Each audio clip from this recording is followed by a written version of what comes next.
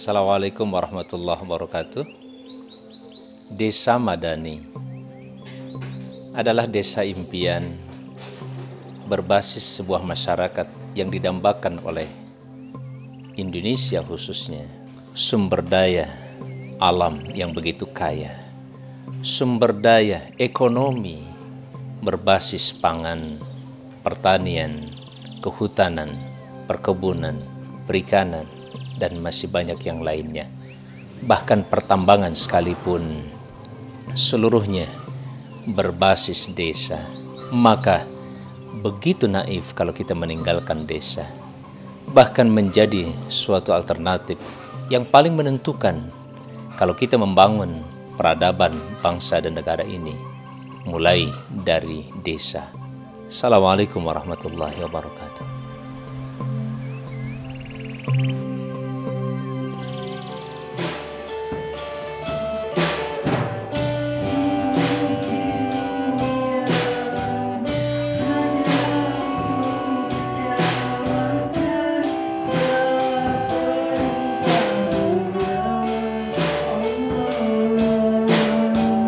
SMK Mitra Indonesia. Baru beberapa tahun SMK ini lahir dan hadir di sebuah kampung, di sebuah desa, di sebuah kecamatan yang selama ini belum pernah tersentuh oleh sebuah keinginan, bahkan sebuah perencanaan dari pendidikan nasional sekalipun. Bangkit dari masyarakat, bangkit dari warga, dan mereka kemudian menghadirkan sebuah sekolah. Subhanallah, mereka bekerja dan mereka memiliki masa depan untuk membangun Indonesia, terutama peradaban yang ingin mereka hadirkan bagi masyarakat yang berdaya dan mandiri.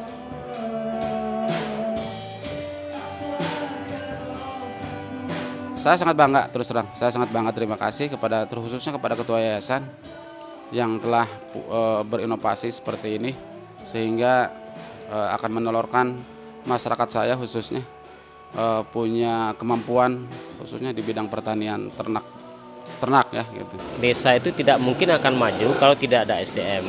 Nah, kita ambil ini sebagai pilarnya di tengah di SMK, karena SMK ini ke depannya dia bisa mandiri atau bisa melanjutkan ke perguruan tinggi. Nah, kita harapkan mereka menjadi leader, menjadi pemimpin di masyarakatnya, apakah menjadi kepala desa, apakah menjadi pemimpin informal. Kemudian basisnya adalah jadi pemimpin tapi punya jiwa wirausaha. Jadi mereka bisa mengembangkan potensi ekonomi yang ada di desanya.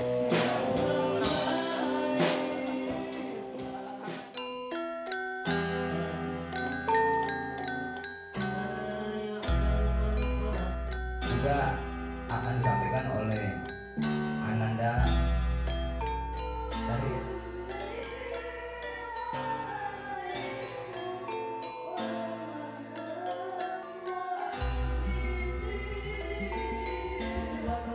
tahu Aika Hayam ditinggalkan pergi ke kota, di kota minta-minta. Halo, pulang ke sini bawa duit, cuma seminggu habis, balik lagi ke kota. Kayak gitu masyarakat.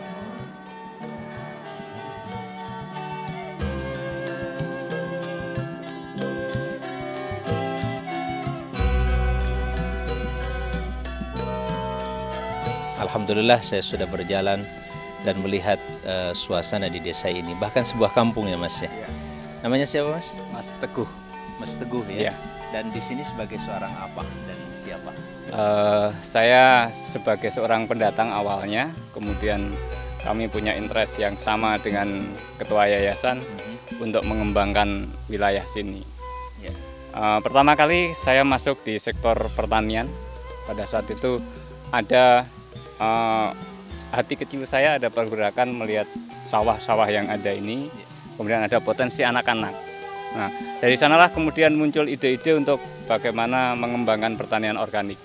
Awalnya kita masuk ke breeding, tapi ternyata dari breeding itu hasilnya sangat kecil sekali bagi kami yang orang-orang tidak punya modal, Pak. Kemudian itu kita alihkan untuk sapi-sapi yang sudah hampir siap potong. Alhamdulillah ada beberapa, ada limusin, ada sapi lokal Tetapi terakhir kita kembangkan untuk sapi limusin. Di perkebunan kita kembangkan tanaman sengon dan jabon. Dan alhamdulillah sampai sekarang ada sekitar 20 hektar lebih sudah kita garap. Jadi potensinya 45 hektar, tapi baru untuk tanaman untuk yang sekarang ini kita tambah sudah masuk ke 20 hektar. Dari gunung-gunung yang kita kelola ini, akibatnya kita mendapatkan berkah muncul curug sumber air. Dan ini akan kita kelola juga untuk menjadikan anak-anak supaya mempunyai kepedulian terhadap lingkungan.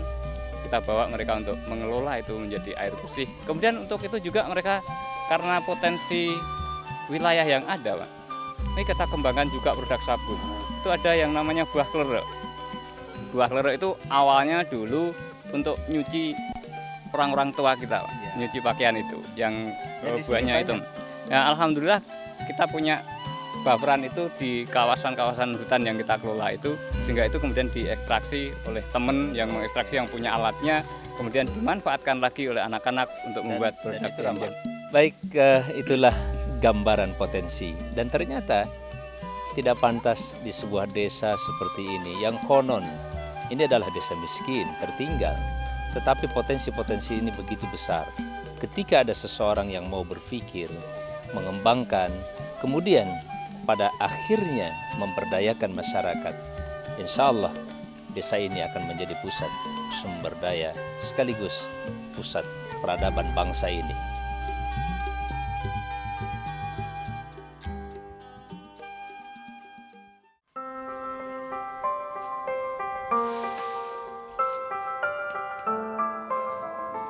Bercita-cita atau ingin mendirikan ada suatu desa atau kampung yang mandiri. Saya alhamdulillah dari hasil karya-karya kita di desa ini, alhamdulillah kita sudah membangun SMK 2 kelas. SMK Mitra Indonesia itu jadi kita pertama membuka sekarang bisnis dan manajemen, tapi ininya penjualan. Jadi bagaimana hasil pertanian itu bisa ada yang marketnya. Terus yang kedua sekarang kita buka SMK Agrobisnis, Argo Teknologi. Sekarang alhamdulillah sudah bisa membuat pupuk, jamu, dan peternakan. Dan sekarang kita untuk bagaimana guru-guru dan pengurus yayasan ini bisa punya pensiun minimal 100 juta per guru itu 5.000 meter untuk menanam sengon. 5.000 meter itu untuk mereka.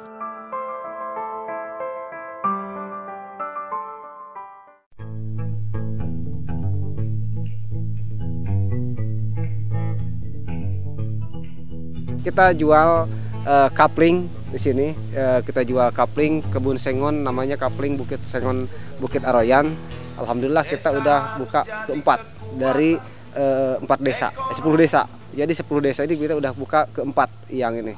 Kita ada pola bagi hasil. Itu 75-25. Yang 75 itu untuk yang punya kapling, 25 itu adalah kita dengan masyarakat. Modal utama untuk bekerja dan mengembangkan diri.